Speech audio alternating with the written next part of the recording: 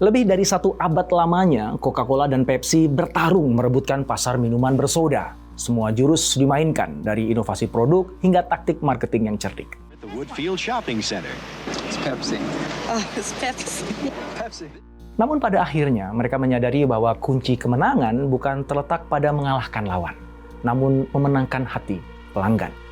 Bahwa marketing cerdik hanya akan berdampak sementara, padahal dunia sedang dan akan terus bergejolak semakin panas. Rivalitas dan masa depan mereka akhirnya bergantung pada yang satu ini.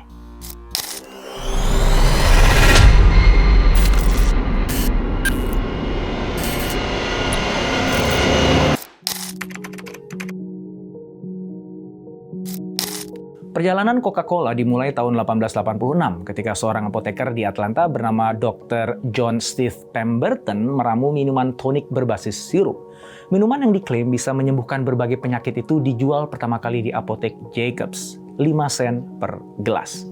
Untuk memasarkannya, John dibantu Mark M. Robinson yang kemudian menyematkan nama Coca-Cola sekaligus merancang logo khasnya.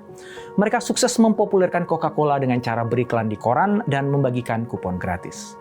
Pemasarannya meluas setelah Asa Candler mengambil alih hak paten dan saham Coca-Cola pada tahun 1888. Dia menerapkan strategi pemasaran yang lebih agresif serta memperluas distribusinya, sehingga ketika memasuki abad 20, Coca-Cola sudah merajai Amerika Serikat. Is that Coca-Cola? Yes, sir. And that's the brand new bottle for Coca-Cola. Tetapi waktu itu sebetulnya Coca-Cola sudah dibayang-bayangi penantangnya. Sebab pada tahun 1893 lahir Brett's Drink yang ramuannya dibuat oleh Caleb Bradham, seorang apoteker di New Bern, North Carolina. Bradham kemudian mengubah nama minumannya menjadi Pepsi Cola yang terinspirasi dari Pepsis dan Cola Nut sebagai bahan utamanya. Pada tahun 1903, brand dagang Pepsi Cola didaftarkan dan Pepsi kemudian dikemas dalam botol untuk dipasarkan secara luas. Sejak itulah Cola Wars dimulai dan tidak pernah berhenti selama hampir 1 abad sampai dengan hari ini. Perang itu terlihat dari berbagai kampanye iklan yang kreatif, strategi marketing yang cerdik, serta berbagai inovasi. Mereka saling serang dan berlomba memikat hati para penikmat soda.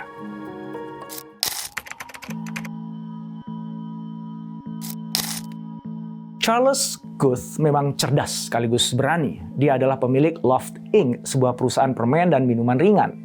Sewaktu dunia, termasuk Amerika, diguncang depresi pada tahun 1929, dia mengambil alih Pepsi dan menyelamatkannya dari kebangkrutan.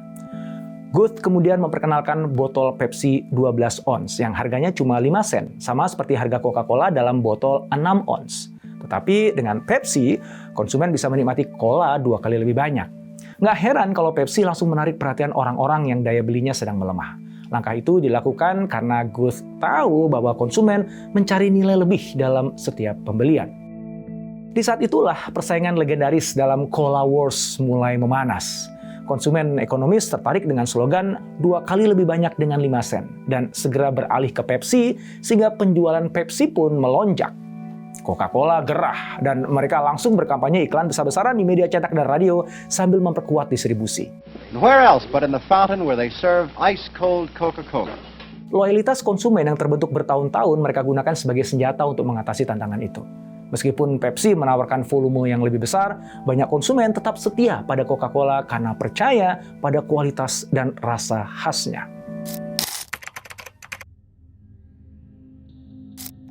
Persaingan mereka terus berlanjut sampai di pertengahan tahun 1970-an. Sewaktu pertarungannya semakin seru. Pepsi yang pangsa pasarnya selalu di bawah Coca-Cola semakin gencar melakukan serangan agresif.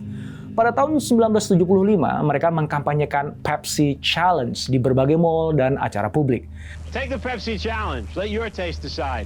Di situ mereka menyelenggarakan blind test atau tes rasa buta. Orang-orang diminta mencicipi 2 minuman bersoda tanpa tahu mereknya, lalu diminta memilih mana yang lebih mereka sukai. Hasilnya mengejutkan, karena peserta tes banyak memilih Pepsi. Hasil tes tersebut kemudian mereka manfaatkan sebagai konten iklan yang dampaknya langsung berasa. The Pepsi Challenge. Let your taste decide. Pepsi's better. It made my taste buds feel good. Banyak konsumen mulai mencoba dan membeli Pepsi, sehingga pada tahun 1980-an penjualan Pepsi berhasil melampaui Coca-Cola di beberapa wilayah pemasaran. Bagi Coca-Cola, masa itu menjadi masa-masa yang suram, dan untuk sekian kalinya mereka pun harus bereaksi. Mereka menggelar kampanye PR yang menegaskan keunggulan dan warisan mereka, serta berusaha meyakinkan bahwa Coca-Cola punya kualitas sendiri dan memiliki konsumen yang loyal. Mereka juga berkreasi dengan meluncurkan Diet Coke pada tahun 1982 untuk bisa menarik konsumen muda. Langkah-langkah itu berhasil membuat Coca-Cola tetap kompetitif di tengah serangan Pepsi Cola yang sangat-sangat agresif. Woodfield Shopping Center. It's Pepsi. Lelah diserang terus oleh Pepsi, Coca-Cola pun menyerang balik dengan membuat sebuah terobosan radikal pada tahun 1985. Mereka mengubah resep minuman legendarisnya berdasarkan hasil riset pasar yang menunjukkan bahwa orang lebih menyukai rasa cola yang lebih manis. Akhirnya, pada tanggal 23 April 1985, Coca-Cola meluncurkan New Coke. New Coke diluncurkan dengan dukungan konferensi pers besar-besaran dan kampanye iklan yang sangat masif. Dengan cara itu, Coca-Cola ingin menunjukkan bahwa mereka berani berubah dan berinovasi. This stuff is great. Tapi ternyata hasilnya jauh panggang dari api, dan kenyataan tak sesuai harapan. Pasalnya, konsumen setia Coca-Cola justru marah dan kecewa karena rasa asli yang sudah mereka sukai selama bertahun-tahun diganti begitu aja. Lalu mereka menyerbu kantor pusat Coca-Cola dengan surat-surat protes dan juga telepon. Mereka juga membentangkan spanduk bertuliskan anti-New Coke. Serta melontarkan sinisme dengan mengatakan bahwa mengubah rasa Coca-Cola itu lebih parah daripada mengganti konstitusi Amerika Serikat. Sampai segitu ya. Kegagalan New Coke justru dimanfaatkan Pepsi dengan cerdas. Mereka melancarkan promosi tentang konsistensi keunggulan rasa mereka, serta memperkuat citra sebagai brand yang selalu mendengarkan konsumen.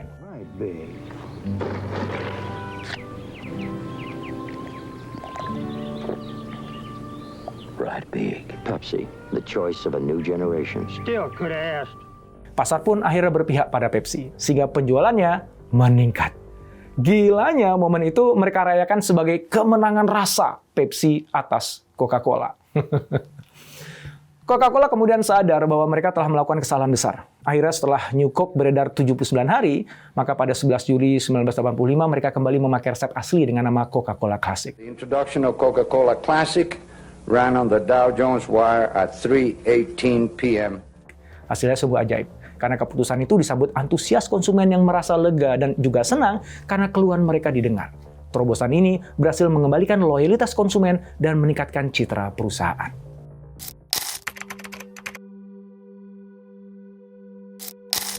Sejak memasuki abad 20, Coca-Cola sudah bisa ditemukan di Kanada, Kuba, dan Panama. Bahkan setelah Perang Dunia Kedua, Coca-Cola populer di Eropa, terutama di Prancis dan Jerman.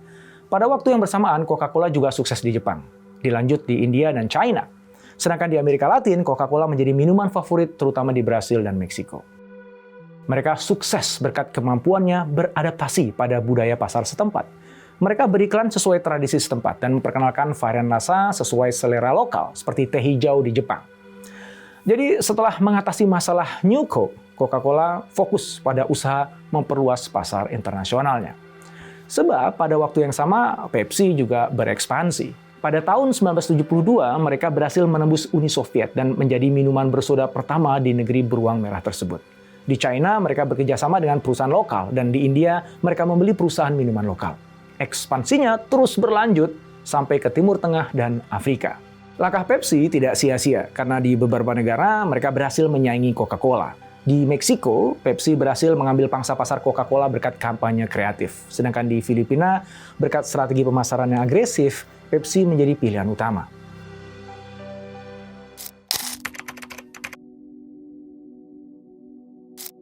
Langkah Pepsi tidak berhenti hanya dengan memperluas pasar, melainkan juga melakukan diversifikasi dengan merambah produk makanan ringan dan minuman non-karbonasi. Muncullah produk seperti Lay's, Doritos, Gatorade, dan disusul dengan mengakuisisi Tropicana dan Quaker Oats. Dengan begitu, PepsiCo bisa menjangkau berbagai konsumen dan mengurangi tergantungannya pada satu produk. Strategi diversifikasi ini tidak hanya memperkuat posisi PepsiCo di pasar, tetapi juga meminimalisir risiko bisnis. Sebab, PepsiCo bisa berdiri di atas pondasi yang lebih kuat dalam menghadapi fluktuasi pasar. PepsiCo juga bisa lebih leluasa ketika berunding dengan pengecer karena bisa menawarkan produknya yang beragam. Coca-Cola tentu saja nggak mau ketinggalan. Mereka juga berinvestasi di produk-produk sehat seperti air mineral Dasani, teh organik Honest Tea, dan air kelapa Zico yang menjadi favorit baru. Mereka juga meluncurkan produk-produk inovatif seperti Coca-Cola Energy dan Coca-Cola Plus Coffee untuk menjawab perubahan preferensi konsumen yang semakin peduli kesehatan dan meminta supaya Coca-Cola mengurangi kandungan gula dan kalori. Pertarungan keduanya sampai juga ke isu lingkungan. Mereka berusaha menjawab tren tumbuhnya kepedulian konsumen terhadap lingkungan. Maka Coca-Cola meluncurkan World Without Waste yang tak lain adalah program daur ulang ambisius untuk tahun 2030 dengan mengumpulkan dan mendaur ulang botol atau kaleng yang mereka jual.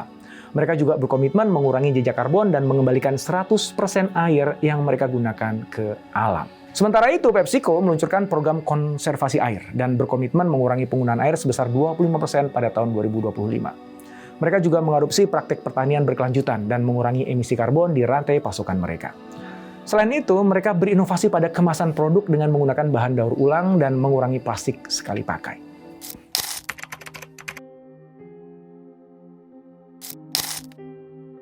Kalau dilihat market share-nya, menurut data Statista sampai tahun 2022, Coca-Cola masih unggul di pasar minuman bersoda Amerika Serikat dengan 46,3% dan Pepsi di posisi kedua dengan 24,7%. Tapi kalau kita lihat dari aspek revenue-nya, data Forbes mengungkap bahwa Pepsi lebih unggul. Tahun 2018, revenue Pepsi secara global mencapai 64,44 miliar US dollar, sedangkan Coca-Cola hanya 31,85 miliar US dollar. Dan seiring waktu, perbedaan revenue antar keduanya semakin besar.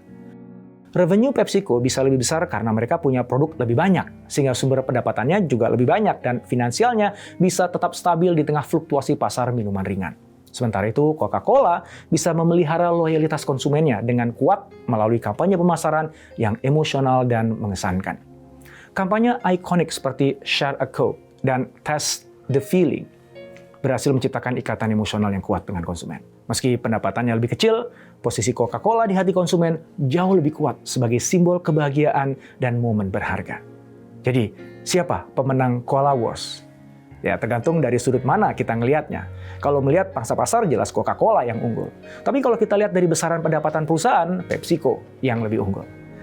Terlepas dari keberhasilan itu, keduanya sama-sama sukses membangun merek yang kuat sambil terus berinovasi, memenuhi perubahan demi perubahan pada kebutuhan dan preferensi konsumen.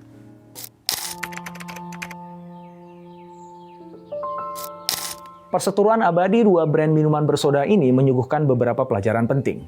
Pertama, coba lihat bagaimana Pepsi sebagai penantang tidak hanya mengikuti jejak Coca-Cola, melainkan juga berusaha menentukan arahnya sendiri. Seperti ketika mengkampanyekan Pepsi Challenge, sebetulnya mereka sedang menantang status quo dan mengubah cara konsumen memandang minuman bersoda. Kampanye itu bukan sekedar tes rasa, melainkan juga sebuah gerakan pemasaran yang cerdik. Mereka memanfaatkan persepsi publik dan memicu diskusi. Pepsi juga lanjut merambah ke makanan ringan, memperluas cakupan pasar mereka, dan mengurangi risiko hanya bergantung pada satu produk. Yang kedua, ketika Coca-Cola terjerat kasus New Coke, kita melihat bagaimana mereka merespon krisis dengan cepat. Ketika New Coke yang lebih manis tidak diterima oleh konsumen, mereka langsung mengambil keputusan untuk menghadirkan Coca-Cola Classic. Berarti penting bagi kita mendengarkan dan menghargai kesetiaan konsumen. Sebab keputusan yang diambil Coca-Cola bukan hanya tentang mengembalikan produk, melainkan juga memulihkan kepercayaan dan menghormati nostalgia konsumen. Yang ketiga, baik Coca-Cola maupun Pepsi terus berinovasi setelah mengadaptasi tren kesehatan yang berkembang. Mereka mengintroduksi pilihan yang lebih sehat seperti varian diet dan 0 kalori. Mereka mengerti bahwa adaptasi dengan preferensi konsumen bukan hanya penting untuk bertahan, tetapi juga mempertahankan relevansi di pasar yang dinamis. Pada akhirnya, kita belajar bahwa ketika menangani bisnis, kita perlu memiliki keberanian untuk berinovasi, kecepatan untuk merespon perubahan, dan kemampuan untuk mendengar serta menangkap keinginan pasar. Semua itu untuk bisa memenangkan hati sang pelanggan.